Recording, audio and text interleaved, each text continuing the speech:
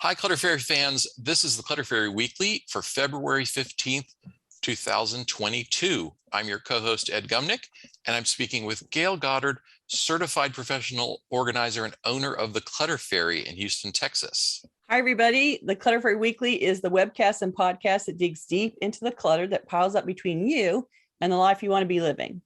We explore the habits and behaviors that lead to clutter, and we suggest strategies to slow the accumulation, reduce the collection, and comfortably manage the stuff we decide to keep. If you're new to our Zoom meeting, we want to let you know that you can share your comments and questions via the chat, and I'll try to make sure Gayle gets to them before we move on to another topic. You can also use the raise hand feature to let us know that you'd like to ask a question or make a comment yourself via audio or video. As usual, we are streaming the webcast live on Facebook, so you can also share your questions and comments there, and I'll share them with Gayle. Okay, we're going to pick up where we usually do now with our regular program, which is to follow up on last week's weekly tittle. Our assignment last week was called More Than a Feeling, and the task was to unpack the feelings that surround a problematic possession by journaling, making art, or discussing the feelings with a trusted advisor. Let's hear from our participants in Zoom and on Facebook who dug deep into that feeling about stuff this week. Please let us know in the comments. Several viewers and listeners sent us responses to last week's tittle through the contact form or by email this week, including sharing some stories about emotionally charged items and their backstories. We may share some of those in future episodes. There was some really interesting material there, and we want to thank everyone who took the time and effort to share your reflections with us. And I can definitely tell that this was a big trigger for a lot of people. The idea of focusing on your emotional response around a particular item that you found to be troublesome, difficult, triggering.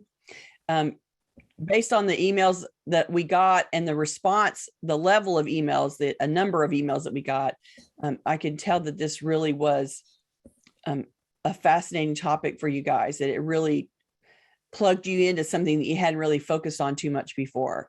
And I think a lot of people got some great results from taking the time to look at this particular item and say, why is this giving me a hard time? And journaling about it, talking about it, however you got to your emotions around the object.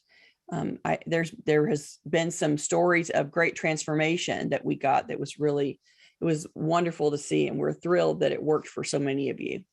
Thanks for sharing. Okay, M said, for the tittle, I opened a conversation with some clutter. I learned some things, but then it started talking back, calling me names. I think I will try an art project next.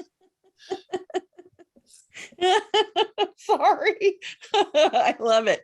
But don't you having it talk back to you it's a real mental, emotional thing. You don't realize how much chattery the stuff is in your house until it's not there anymore.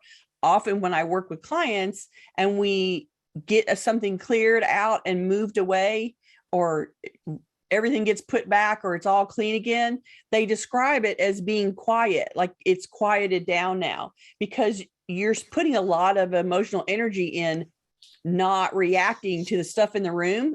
And so it is, it takes a lot of, please be quiet while it goes, I'm not clear, I'm not clean, you need to be working on this, what's happening, why is this a mess, what are you doing about it?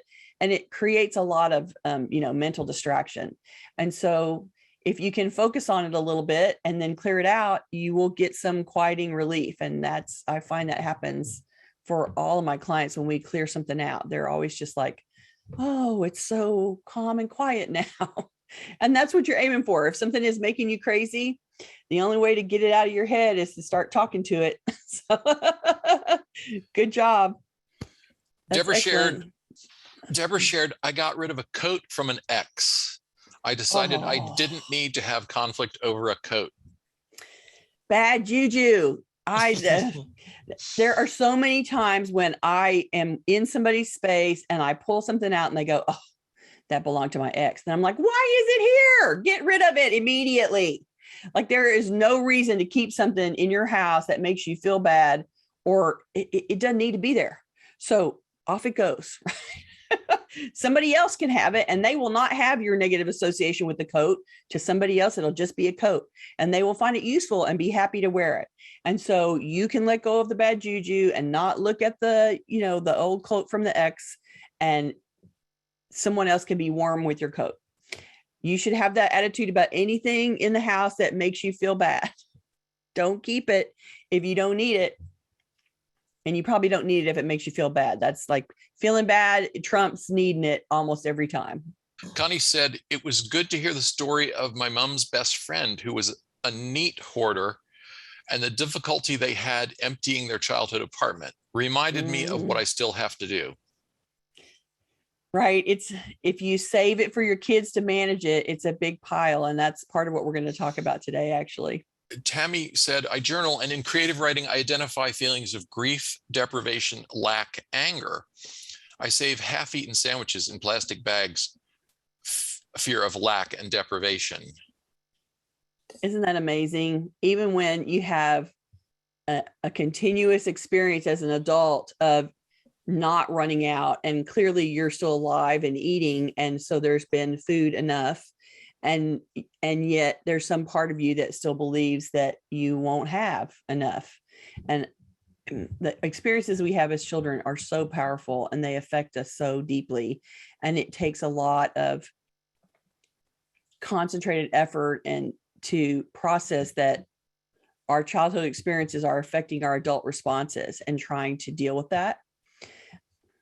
If you go and look at your fridge, you can see there's food, and there has always been food.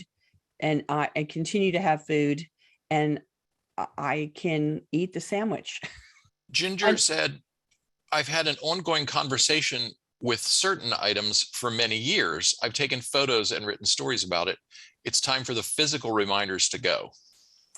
Yeah, I think that that's the purpose of taking those photos, is to give you the ability to go, I still have the memory. I can still tell the story. I don't actually have to have the thing. And, sometimes the thing is a, 4-foot high trifold poster board from when your kid, who is now 45, was in 3rd grade and did his science experiment or whatever, and put the trifold thing up. And so you can take a picture of that trifold and still tell the story of the science experiment and how he got an award or prize, and wasn't that so cute that he did this topic or whatever, however you remember it. And you don't actually have to have the trifold itself to be able to continue to tell the story. And so it makes a difference to separate the story and the memory from the thing itself, if you can, and if the thing doesn't serve you currently in your life, you can preserve the story with a photo and have that story forever, and still let the thing go on to the next person or to recycling in case of in the case of the trifold. We had so many interesting responses and YouTube comments and emails people sent us. And I think it's interesting that it seems like the notion of facing and thinking about or writing about or making art about the feelings had not occurred to a lot of people before. They hadn't taken this perspective on the stuff that's causing them problems. You can tell from the emails that they wrote that they were surprised about the emotions that were attached to the thing when they started writing about them. Like it was a shocker that had taken place. And so if you focus on the item for a little while, eventually you'll go, oh, that's why this one's hanging me up so bad. It's not just because it's difficult or physically imposing or it's cute and I love it. It's really that fill in the blank, these other 16 emotions that I'm having about this object that really may or may not have anything to do particularly with the object. They're just sort of mentally attached to the object. Well, and Tammy mentioned it comes the saving of the sandwich comes from childhood trauma, but I wasn't aware I was doing it. Mm-hmm. And so this idea of picking up a thing that troubles you for some unknown reason, or maybe some reason that you sort of decided a long time ago that may not still be the Still reason, be or real. may not ever have been the reason. It was just the meaning you assigned once upon a time. And so it might be worth picking up some of those things and looking at them another time. Yeah. I mean, clearly it's not true for everything in your house, but you have a small collection of things that when you look at them, you go, oh, I don't know what to do with that. And you walk away. And those are the ones that would benefit from examination about the emotions around the object. Because if you can't release it, or you can't face it to look at it, then maybe there's some things attached to it that you don't have in your conscious mind, you're not thinking about very closely. And if you do give yourself a moment to think about it consciously, you may find that there's something that you can do and a process that you can have, and then you can let it go. It can stop bugging you. Okay, let's get to our main topic, because we have a lot to talk about there as well. Mm-hmm. We're going to talk about the sandwich generation, and that term refers to middle-aged people who shoulder responsibility for both their own children and aging parents while still trying to enjoy some kind of life of their own. Today, we're going to explore the unique challenges facing the sandwich generation and suggest strategies for balancing these competing priorities. There's been a lot of talk in recent years about how ideas about stuff have evolved through the last 5 or 6 generations. Many baby boomers were raised by Depression-era parents who taught them to hold on to everything. As adults, baby boomers were able to take advantage of the availability of lots of inexpensive consumer goods. Isn't that the truth? Generation X, on the other hand, came of age in a period of rapidly rising prices, followed by the explosion of the internet as a force in our lives. Millennials feel significantly less attachment to things than previous generations, even things that held a strong sentimental attachment for their parents and grandparents. In recent years, a greater awareness of the problems of sustainability and waste, plus media attention to the phenomenon of hoarding and decluttering, have also begun to influence people's thinking about stuff. What we seem to see is that the changing economic and social conditions of each generation shape our beliefs and attitudes. And nowhere is that more obvious than in the circumstances in which many members of the so-called sandwich generation find themselves. The sandwich generation is such a silly name, but it's also very descriptive of the issue. It gives a name to the reality where middle-aged adults with their own children at home, whatever the age of the children, are also responsible for the care of their own parents. Sometimes all those people live in the same house too. But even if the parents live in their own home, caring for them can be like caring for bigger kids. They might need help with home maintenance, cleaning, personal care, or transportation. I think of it as caring for your kids and caring for very big teenagers who tell you what to do instead of the other way around. Aside from all the emotional struggles that come with caring for aging parents and the physical toll it takes to manage a second household, today we're talking about the clutter portion of the sandwich generation.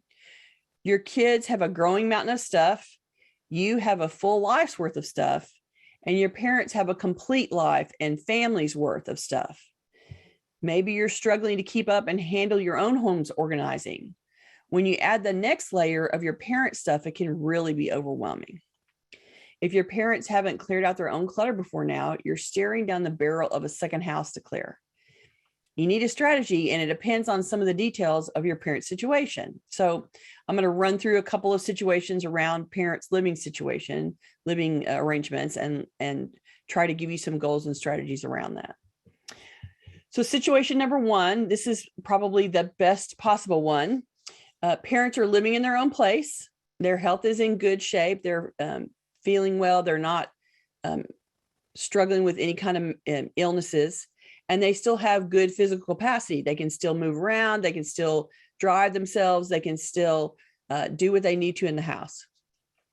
These parents can begin to declutter their own place, although they likely need some help to run some errands or move large pieces of furniture or objects. This is the best time to start talking to them about the project of decluttering and suggesting a regular work session with your help. Working on it a bit at a time is the goal. And everything you do with them now is one less thing you have to do when they're gone. And it's so much more emotional to do the work. So the goals here with this parent situation is to start talking about decluttering with them and how you can support them physically and with running errands or moving things around in the house. Ask them how they're going to tackle something. And if you have some better strategies, then share them. I find that clients sometimes think that the plan should be A, B, C, D. And when they explain that to you, you realize that they really should do C, B, A, D instead. They should do it in a different order, or that if you do this that way, then you can shortcut some of the work. And so helping your parents brainstorm the plan would be useful to them. You want to commit to some regular visits to help them work, but don't force them. Just offer to come to work with them for a few hours at a time on a regular basis. And this should be part of the discussion. Like, I'm willing to come and help you, but we can't do it all in one day, which will be a big relief to them, I'm sure. And you don't want to give up all of your free time. You've got your own house and kids to manage. So you just want to find your 2 hours on a weekend when you can come and help them, or during the day, or however your life is written, you can find your slot of time to come and support them. And be patient with them. This is a review of their life as they head towards the end of it. You'll likely want to move so much faster than they are, but they need more time. You need to listen to their stories and then ask them if they can let it go, or if they want a photo first. Just remember to check your judgment in the door. The goal is not to get it all done in a weekend. The goal is to create an environment where you are joining with your parents to work a little bit at a time for a few hours, once a month, every 2 weeks, once a week, whatever you have the time slot for, and that they do as well. Knowing that they need the help, that you can do it, you can help them do it faster, and you are helping yourself later in life when they're gone and you have to get rid of all this stuff yourself. If it all goes out now, you're in much better shape. Situation number 2, these parents are still in their own home, but their physical capacity is diminishing. They might not be able to stand for long or carry much, if any, weight. Maybe their executive functions are slipping, like their ability to focus, make decisions, to sequence tasks, or prioritize steps. You still want to start scheduling work sessions for decluttering and offer to support the efforts. The goals are different here. Imagine at what point you are telling your parents, don't get on a ladder. I don't feel safe about you guys getting on a ladder anymore. Okay. So that's a diminished physical capacity for them. And that means that getting up into the attic probably isn't going to happen. So this is one of those things where you're going to have to get up in the attic and pull everything down for them to be able to go through it and work with it. And you probably don't want to empty the entire attic into their house all at once. So you're the physical link for the capacity that they are starting to lose, and you stepping in to do those things that they need to do. Like, they can't climb up on a step stool in the house and get stuff out of the upper cabinets of the kitchen because you don't feel safe about them getting up and down on the step stool. Well, yeah, they may be cranky about it, but you'll feel better if you get up on the step stool and pull the stuff down so that they don't have to anymore. The goals in this situation are to have those discussions about decluttering and how you can help, but ask a lot of questions about what they're struggling with doing. Are you having a hard time deciding where to start? Are you having a hard time figuring out what steps to do in what order? Are you struggling with getting the trash out the door after you create it? Are you having a hard time getting the errands run or having the donations be made? Ask some more particular questions about how and where they're struggling to see how you can be helpful. You want to ask them if they want help creating a plan, and then write it down for them. Plan to declutter by room or by category or whatever criteria appeals to them. It all has to be done so any order of operation works. It will help them, though, if you help make a plan about how you're going to do it and write it down so they can look at it when you're not sitting there talking to them. It'll help them understand it better. Help them build a project schedule that works with them sitting mostly. and be prepared to be their arms and legs. If their physical capacity is, I can't stand for more than 30 minutes, or I can't lift a bunch of weight or whatever, then you need to be prepared to be the one running around, taking things back and forth. You're going to be their arms and legs. So make a project schedule and plan where they can sit most of the time, and you bring things to them to look through and go through. Find projects that they can work on in between appointments with you from their comfortable seating area. If they can work on something without you, then you can just process its disposal the next time you're there. So if you're able to bring them a collection of things and sit it next to where they normally hang out and say, here, can you work on this while I'm gone? And then will make your piles, and then I'll deal with the piles when I come back next time. Or maybe there's some little part of it that they can do, and the heavy lifting they will leave for you. But give them the opportunity to be working on it in conjunction with their physical capacity. So you just want to plan an ability for them to keep moving forward when you're not there, even though they can't walk around or carry or climb. Consider including some additional help to wrangle things and process items physically beside yourself.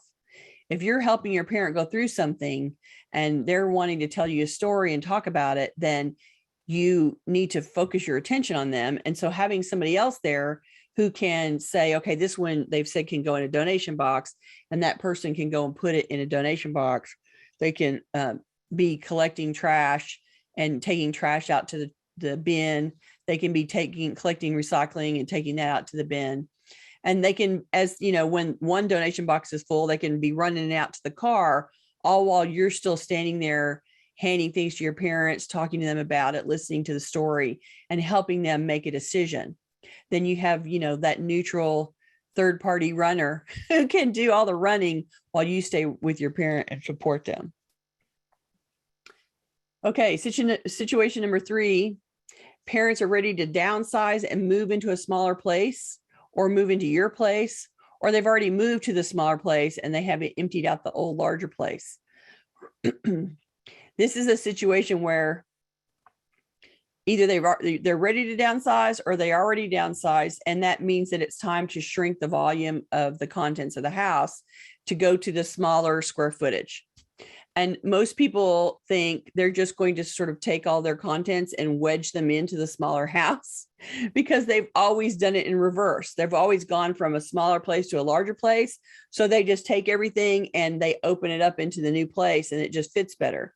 Well, now we're going the reverse direction. And so this is definitely a shift in thinking about how you process the items. And one of the things that I do is tell people, do the math around the square footage. If you're going from 3,000 square feet to 1,000 square feet, that means that you've got to reduce your contents by 2/3 just to be as crowded as you are right now.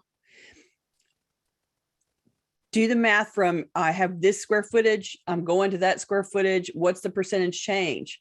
We're changing by 50%. We're changing by 80%. I mean, if your parents are, I once did a job where they moved the mom out of her home that she had lived with the family and all of those years.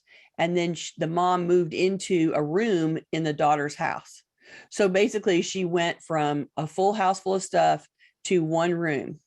And she had such limited capacity at that point. She couldn't do anything herself.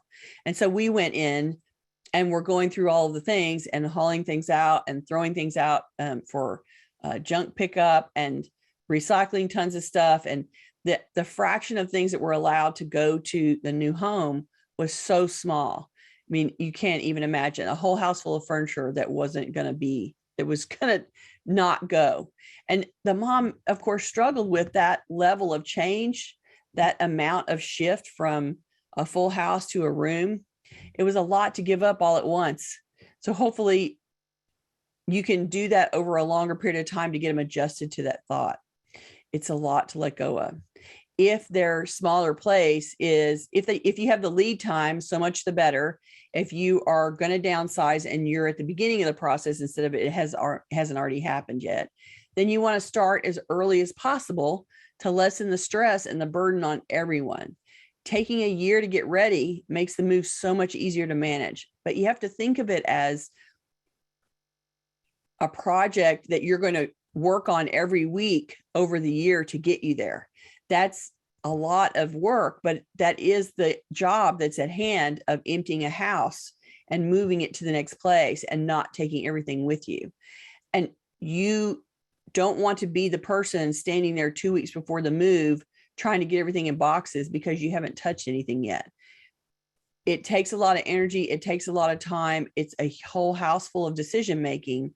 And so the sooner that you start and the more appointments that you make with them to help them go through stuff, it spreads the stress out over a year. You go over there every week or every other week to work, but then you work for so many hours and then you go away and everybody gets a break again. And so it will lessen the stress of the process if you do it that way. The last situation I'm going to talk about today is that parents have passed away without decluttering the house at all, leaving their decluttering project to you to clear out while you're grieving their loss. So the goals here are, if the house is paid for and not needed to sell right away, then make a plan to share the work among the siblings, starting some months after their passing. Being in the grief of loss is such a hard time. You don't have all of your faculties. Your mind is busy trying to incorporate that loss into your mind. And it's so stressful and it's so distracting. There's so much energy that's put into dealing with grief. And that all of that energy is unavailable to you to help you with this process. So if you can, and the house is paid for, and you guys can wait a while before you start working on it, then I would do so.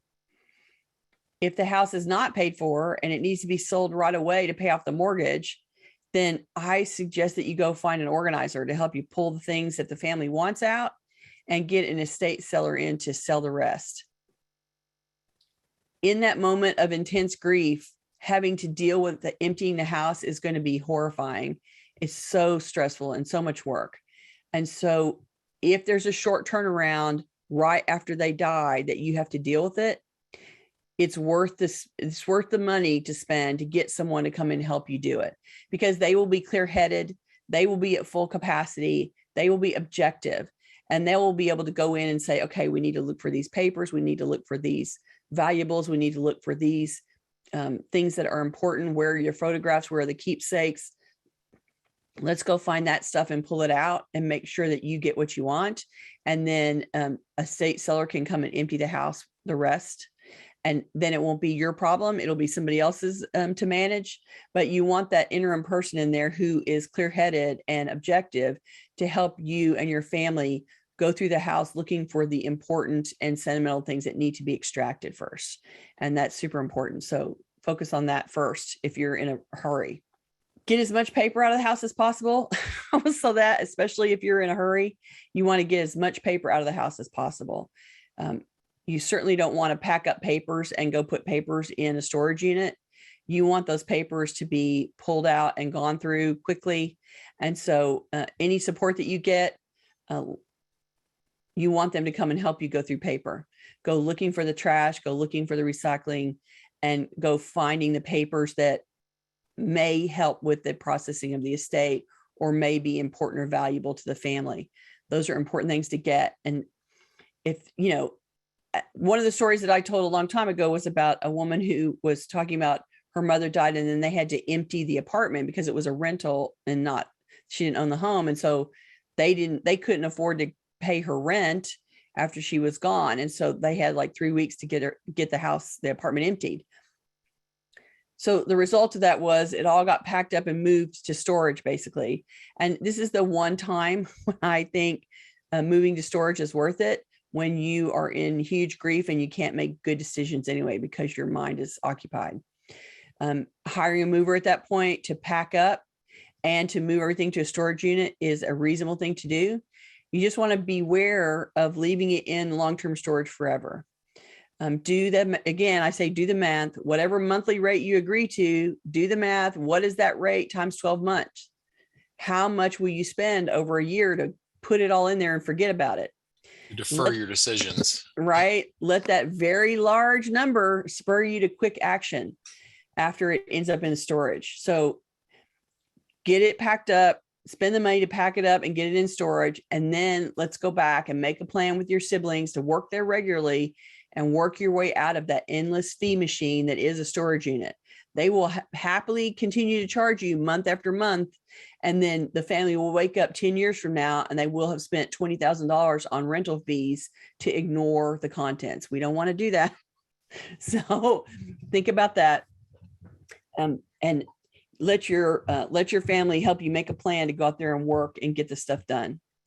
And try, if it goes in, then you can use a year to get out of it, but you want to be constantly working at getting out of it so that everything that goes out, everything that goes to a family member or gets shipped away or gets tossed or donated will slowly empty the storage unit. And then you can give up the storage and the charge, which is the goal. I have one more note about this. There's a professional estate organizer named Jeannie Smith. She started her business in 1992, and she has a website called exitstageright.com. She now offers her planning workbook for free to download for anyone that needs help planning for end of life. She's currently in hospice care herself, and offering this guide she designed for free is her gift to all those who will eventually follow her. Check it out, send some good thoughts her way, and download her guide to help you and your family really plan all kinds of family management and estate planning as well at the end. It's a great guide. It's got a lot of information, great detail, and it's free. And so go grab it. And we're going to exitstageright.com. You can find it super easy. And we'll put that in the show notes and the YouTube description as well. Okay. Craig said, I never went without as a kid, but my parents owned their own business, which had some lean times, and both parents had grown up post-Depression or post-World War II. I cling to so many things because they will be useful or expensive to replace, whether or not I need to use them or replace them. Even with an impeccable awareness, this drama plagues me and my space. Yeah, that's some little kid imprinting, isn't it? Well, we inherit a certain amount of our grandparents and parents' attitudes and beliefs, and Panic. Sometimes without even knowing where they're coming from or how they got in our heads. Well, think about how much a little kid is an emotional sponge. They absorb what's going on around them. They don't have the adult perspective to filter. They just know that their parents or grandparents are in a total panic and freaking out, and this is what they freak out about. And they absorb that without the ability to sort of logically process what it really means and what the stress is about. And so it is an absorption of an emotional state of your parents without understanding what it meant or what it was like, or you can't evaluate as a little kid. And so you absorb it without being able to understand it well. And this is why I think it's so important to go back and process about that loss. You're not in that same situation anymore. Your parents felt that way. They were nervous. They were uncomfortable. They felt scarcity and lack, but that was their situation in that moment. And it's not your situation now.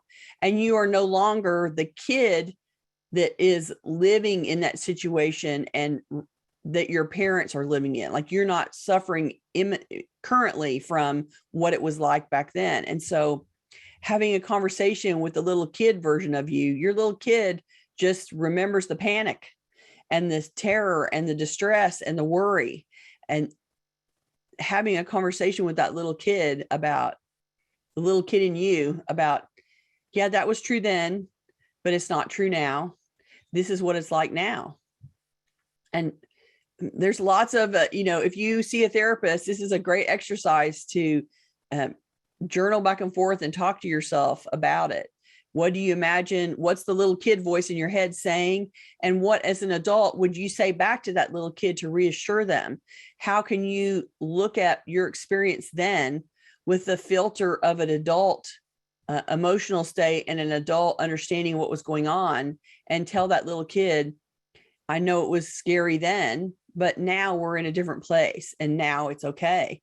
And you don't have to worry about that lack. And It is a great conversation, and best, if you can, let it be guided by somebody, a professional that you trust. But if not, then, journaling it or talking out loud, be the little kid, be your adult self and reassure the little kid. It might be helpful. Naomi had a great comment. She said, the generations are stretching. More older people are living to extreme old age. So some sandwich generation are caring for parents and grandparents. True. That's called we learned in our reading that's called a triple decker sandwich when you're caring for children, parents, and grandparents. And with economic uncertainty and the cost of education and COVID, the children have delayed launch into adulthood. Mm-hmm. A lot of people are home longer as adults. Like I remember I turned 18, I went to college and I was out of there. I was out of mother's house and never went back. But that's not normal today. The environment and situation is totally different. And so those adult kids may go to school and come back, or they may not go to school and they may just start working and live at home because they can't afford to go out yet with their jobs. And so there's a lot of people at home and not room for everybody's stuff. All the more reason to start digging it out now. On that topic, Craig said, we have one of our own with us at 23. I love my parents, but would have had a nervous breakdown living with them in my 20s. Right? Because that's the moment in your life where you feel the most emotional desire to launch and be out from underneath the rules of being a kid. And I can't imagine being at home and still finding that palatable and okay. Like I said, loved my mother to death. Was at 18, I was like, get me out of here. Couldn't wait to be gone. Yeah. Craig asked, I wonder how much impact most of us not living near our relatives, how that impacts and or complicates the sandwich generation. It complicates it horribly because the parents don't want to ask for help, or they do, and the kids feel pressure to fly there. And it's hard to have a weekly appointment or a bi-weekly appointment with someone who isn't there. Like you have to get on a plane to get there. And so this is where the relatives that live close by get stuck doing most of the work, and where it would be super helpful to, if you can't be there and you can afford it, or your parents can afford it, that you help them choose an organizer to come into the house and help them work. Because if it's certainly a lot cheaper to have an organizer go to them every 2 or 3 weeks than it is for you to fly back and forth from wherever you live to them, to stay a week and make them work for a week while you're there. And then everybody's exhausted and cranky, and then you go home. That's like the worst vacation ever. So if there's a way to support that person financially and spend the money that you would spend on flying to let an organizer come and help in shorter increments and more frequent rotation, then you would be doing them a great service to let that happen. Even if it's not, you don't want the home healthcare people coming to do that kind of stuff. They've got enough to worry about to keep your parent fed and clothed and clean and happy and not in pain. And so they have enough to do. But anybody that you can send in to be the third party helper, however you've determined that person, would be a better use of money and time than you trying to arrange to come back and forth the whole time. Those people can still listen to the stories. They can identify things that I think it would be important for you to know or see. And you can still make a few trips to come and visit, which you would normally do anyway. And you can make an extra trip or two to go visit and see the progress and let them tell you stories of things that they found and keep you up to date on what's going on. You can also help them nowadays because of Zoom and FaceTime and all these video options. You can do what I do with virtual organizing. You can go online and sit with them and let them work on something and hopefully have somebody there doing it. But if they're doing it alone, you can sit with them and let them tell you the stories and show you the stuff online while they do the work. And that is at least a remote way to support them and still help them process and let go of things. Although you might need local IT support to help them get set up and make sure Right. they know what they're doing. If they're not Zoom savvy yet. Right. Well, in answer to an anecdotal answer to Craig's question is from my own experience is, my dad tells me all the time, he's living in a retirement community. And he said, when he tells people that he has 2 children living in town, they're just blown away by that most of them are, consider themselves lucky if there's 1 kid nearby to come visit them. And that a lot of them, the kids are all far away in our very mobile society. Right. And people's jobs take them away from where they started. It's totally the nature of our global environment now that people can disappear and go work halfway across the world part of the time. And so, which means that then you have to find an alternative person. And I think the reason you don't want to just hire the average random person for $20 an hour is because you want to know that that person is ethical, that they're going to be safe and responsible with your parents, that you don't have to worry about them stealing stuff from you or from them or agitating your parents. You want somebody who is trained to be kind and professional with them. And that's why I always say, get an organizer in there. Paige said, I had to clear a daycare and make it my parents' apartment. This cluttered my house. We also had to fit the items that they wanted to bring with them.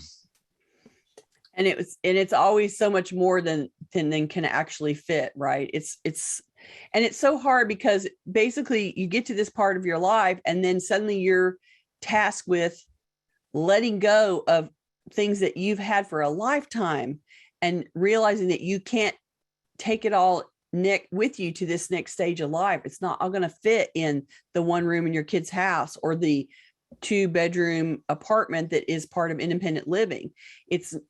You're going to have less footprint, and jamming all that stuff in with you just will really make your life miserable and untenable. And so you're at this point where you're facing a lot of loss all at once. And it's hard to let go of so much. It really is. And it's hard because the kids are like, Mom, why are you keeping that? We don't have room for that.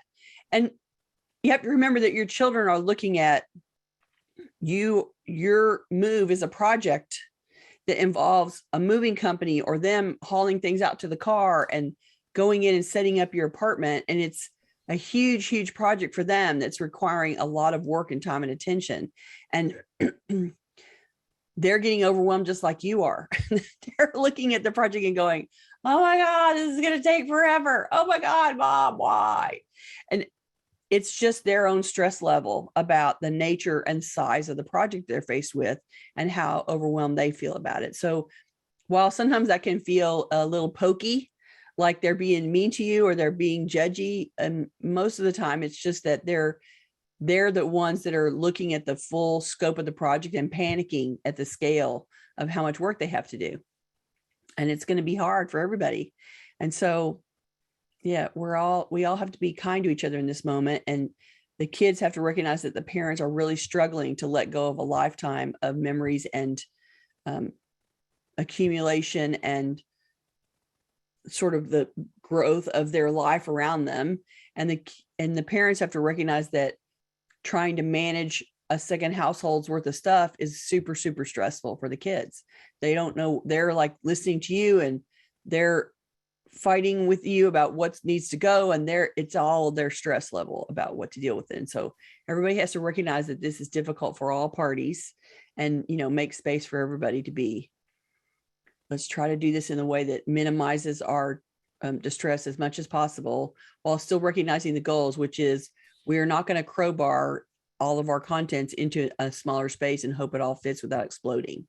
That is not the goal. We have time for one more comment. And okay. Barbara says, my daughter is dealing with her 90-year-old aunt, me, and her young adult children. It's too much. I'm really trying to lessen the burden by downsizing. Bless you, Barbara. Bless you, Barbara. And that is the kindest thing that you can do for her, because she is going to have to deal with the stuff that you have wherever it is. And everything that you can let go of now is one less thing she has to manage later. And that's super, super wonderful. Congratulations. And I know it's a burden for you too. And we all, get to this age and then we have too much stuff. It's time to let it go. And that speaks to the reason that you want to let it go earlier if you can, because you will definitely have to deal with it later in your life. And if you find yourself here, well, you've stalled the project. And so now it's time to start working on the project. We're going to talk next week about multi-use spaces, the special problems of those spaces in your home that serve more than one purpose, such as the office / craft room / gift wrapping room / guest room / overflow closet. Right. Or now that everybody's working from home, the room / office, there's like a whole bunch of places in the house that used to have one use and now have two because somebody's in a home working from home or going to school from home. And so there's a lot of rooms that have dual purposes now. So we're going to talk about that. Room / office / TV studio / art room. Right. Oh, okay, let's talk tittle. Let's talk tittle. Tittle is called deconstructing the sandwich today. This week's assignment is to begin or advance the process of managing your family's generational clutter. If you have elderly parents whose stuff will eventually become your responsibility, start a dialogue about plans and wishes for their stuff. If your parents already have plans in place, talk with them about the history and significance of the items that are coming to you. Now is a good time to learn their stories so that you can decide what these things mean to you. If you have adult children or nieces or nephews, then start a conversation about your own plans for disposing belongings. Find out what things they care about or might care about later. If you don't have any kids, then spend time reflecting and making notes this week on how you'd like to distribute the things that hold the most meaning for you. We just want you to start thinking about the process and thinking about the plan and having those conversations if it hasn't already taken place. It's going to have to happen, and ignoring it is not going to make it go away. And so let's start talking about it. And I'm sure that you will find, if you don't just say to your parents, we just got to get rid of your stuff, which is never going to be received well. If you can say, I want to talk about making the plan for decluttering and getting ready for when you are going to move in with me, or we're going to move into independent living, or you're going to downsize into a smaller space, or you're going to move across country to live next to daughter A. You want to start having those conversations while the event or transition is not happening right now.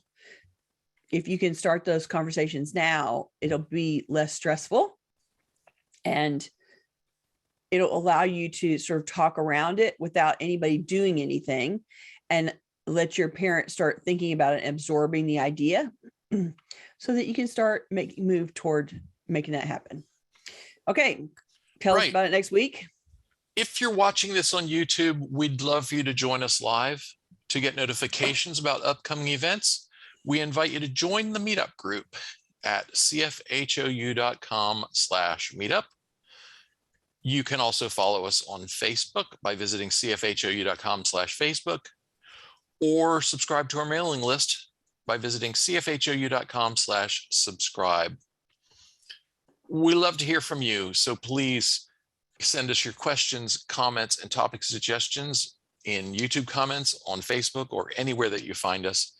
And you can always reach us through our website at clutterfairyhouston.com. Thanks everybody for joining us today, and we will see you next time. Bye-bye.